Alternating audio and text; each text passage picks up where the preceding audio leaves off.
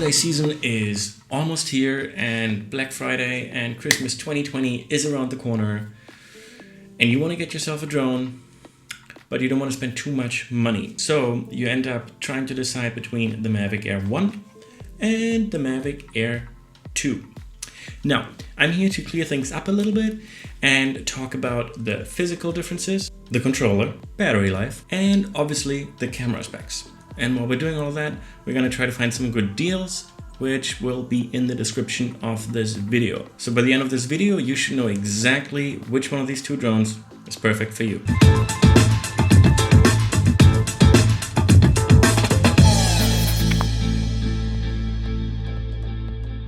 Starting off with the price, it is $499 versus $799. Now, the Mavic Air 1 actually doesn't get produced anymore, which doesn't mean you shouldn't consider it. It doesn't mean that at all. It just means that you may have to dig a little bit harder to find one. But if you do, you may get yourself a really great deal. Also, accessories on the Mavic Air 1 are a little bit cheaper.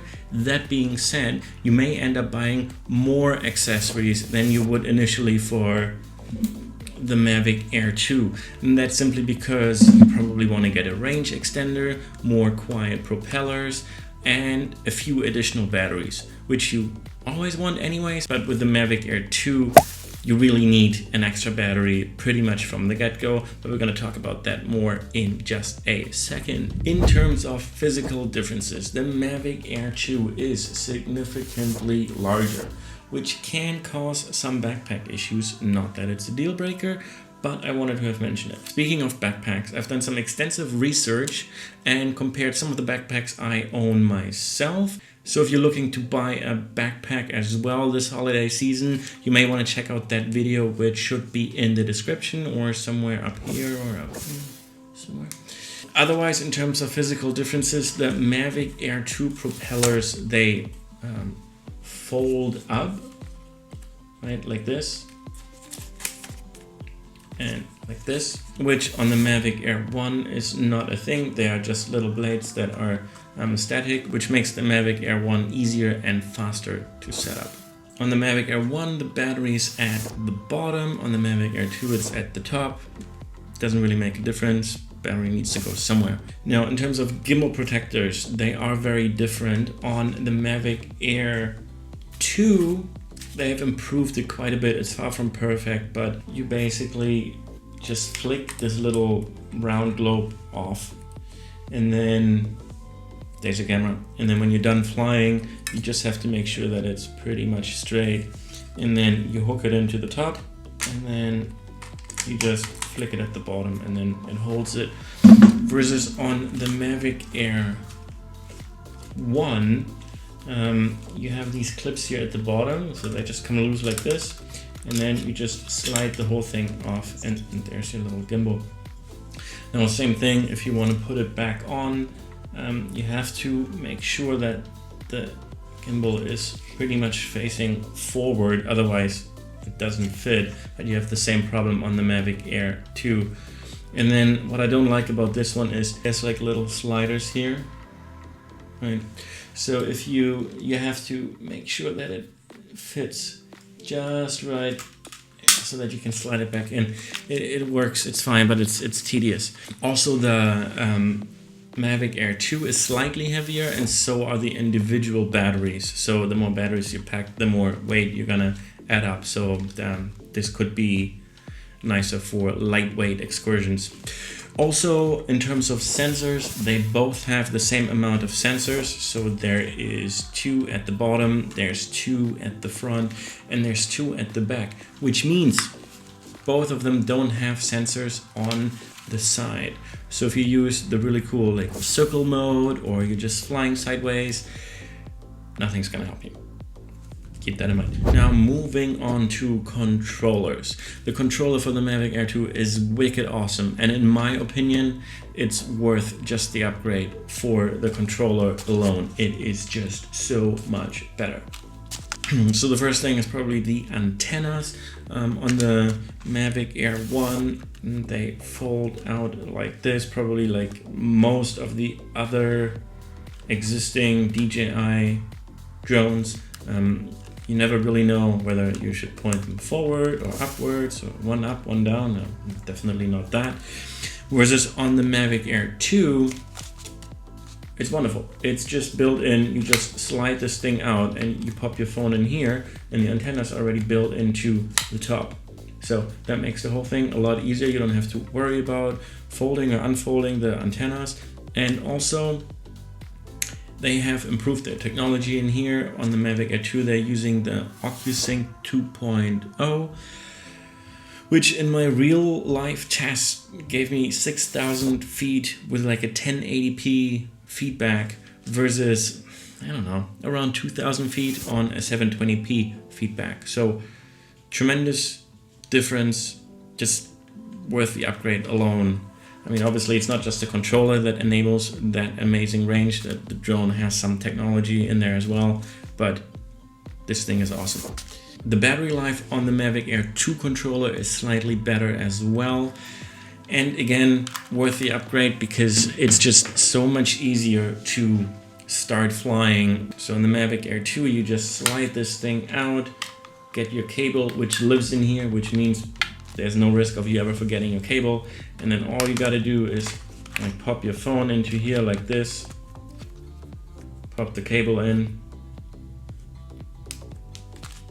and you're good to go. And oh yeah, your controller sticks live at the bottom, so you just screw them in and you're pretty much good to go. Getting going on the Mavic Air 1 is a little bit, it works, it's a little bit more cumbersome. You fold these things out at the bottom, and then here's your connection cable. There's supposed to be a little plastic thingy in here that I pretty much lost a week after I bought it, and ever since the cable has been dangling here. But then it's still not ready for me to pop my phone in because this is where the control sticks live. So you have to get your control sticks out first, slide those in like that, and then still I have my cable dangling here, which is not nice. And then you fiddle your cable in here like that, and then you fit your phone, and there you have it. And obviously, as we talked about earlier, unfold the antennas.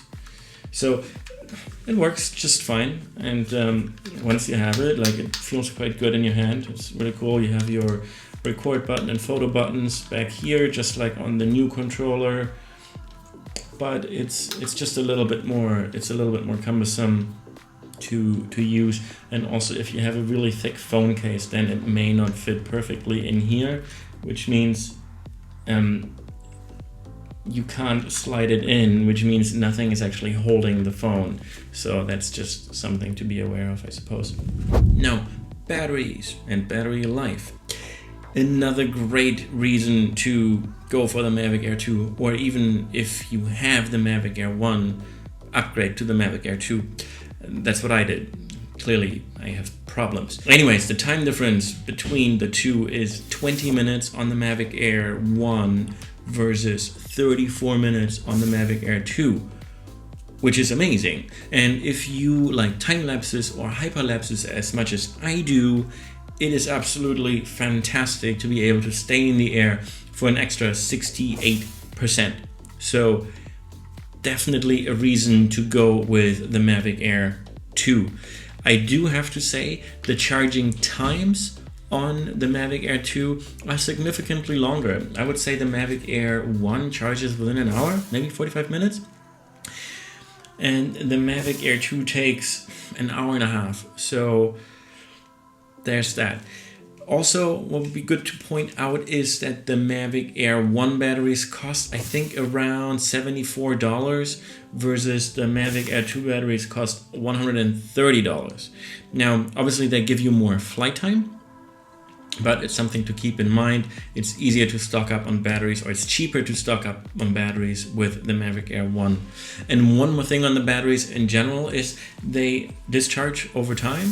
So if you come back from a trip and you fully charge your batteries and then you go out a week later, expect to have 75% of your battery left. It's a thing. They're not broken. They all do that. Now, camera specs.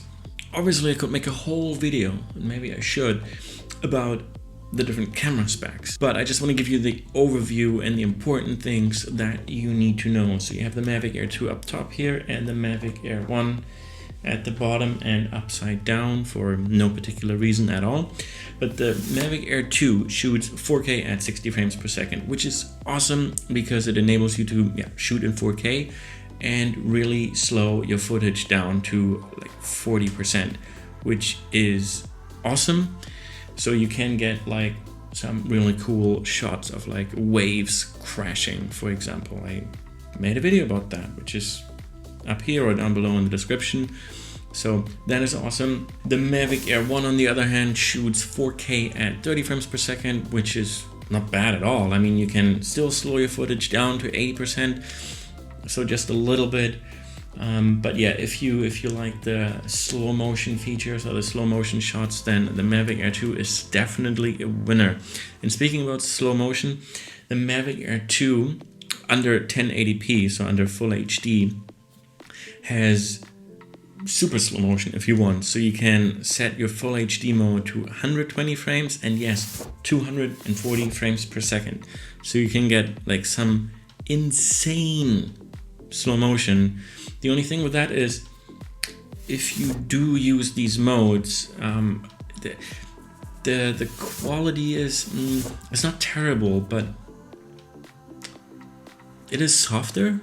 Like, I don't really want to say blurry, but it is much softer. So probably not what you would use for like professional work.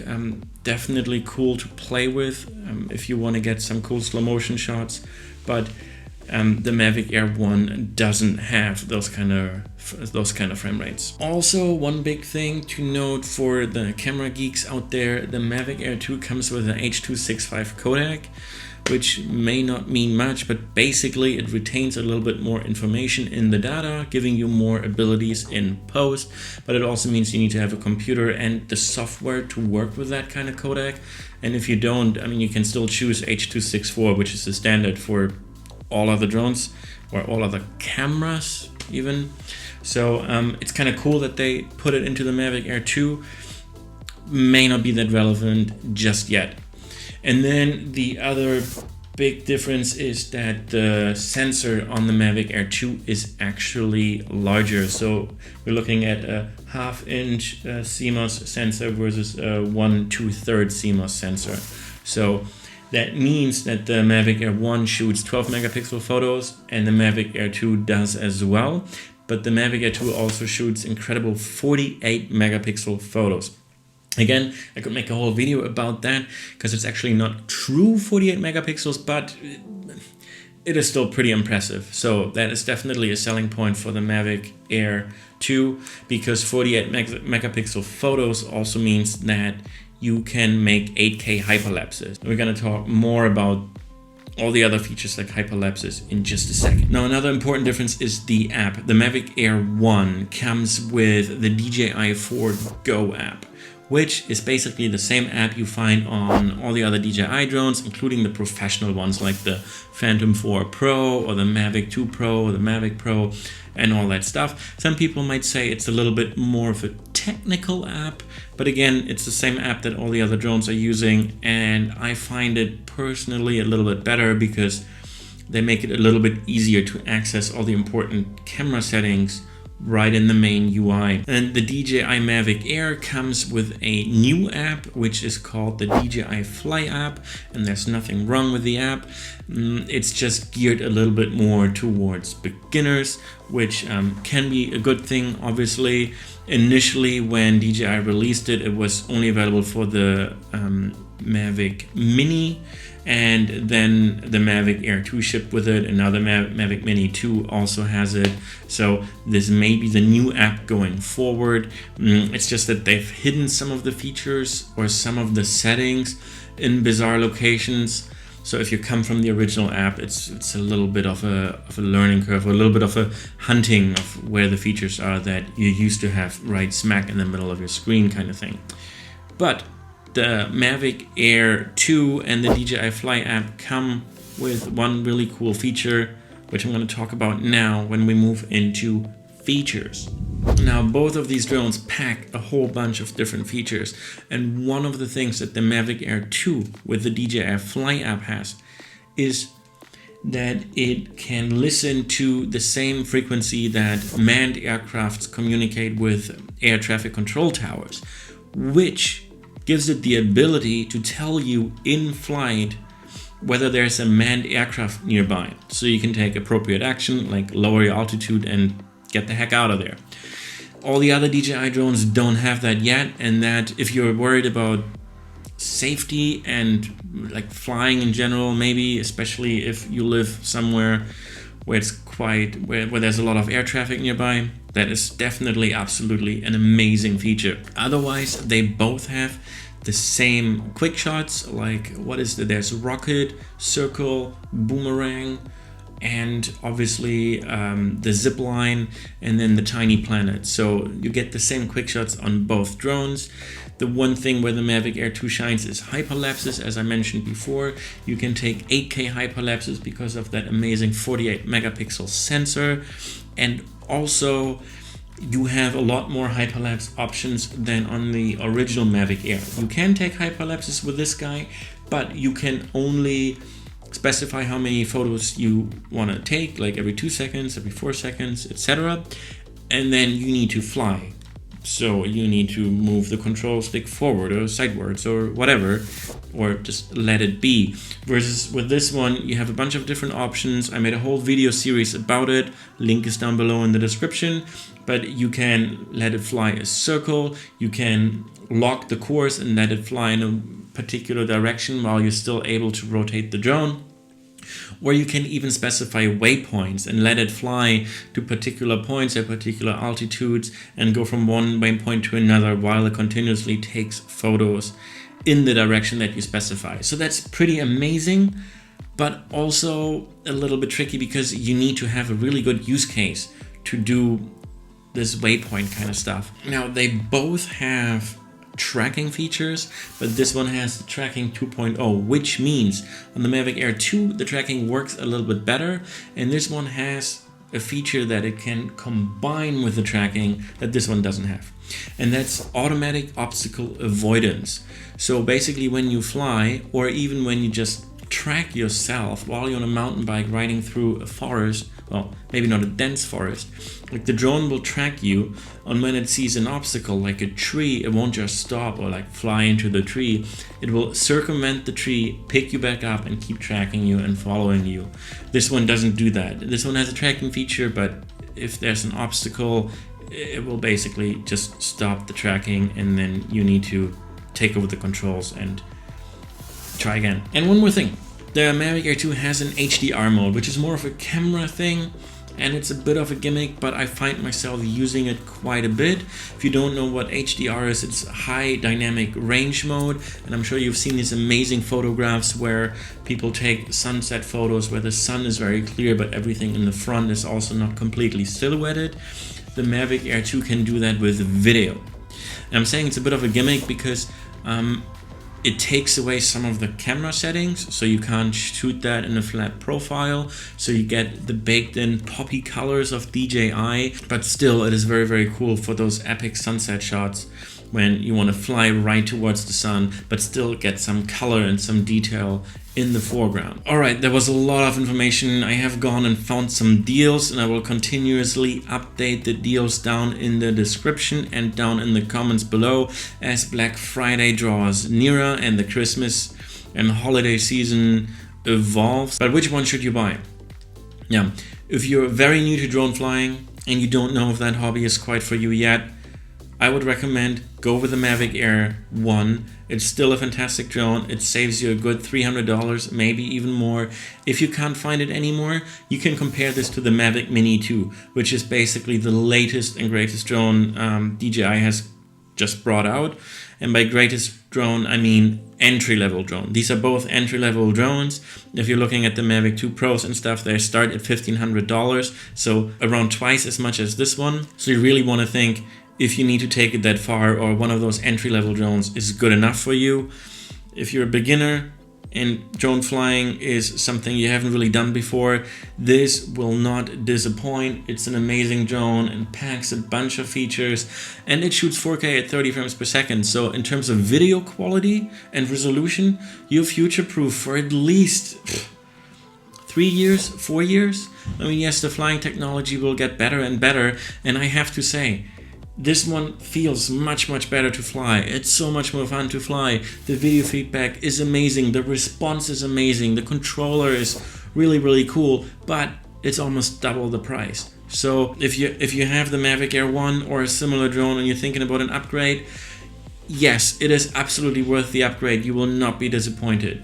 If you're brand new to drone flying, this will be a great, fantastic starter package.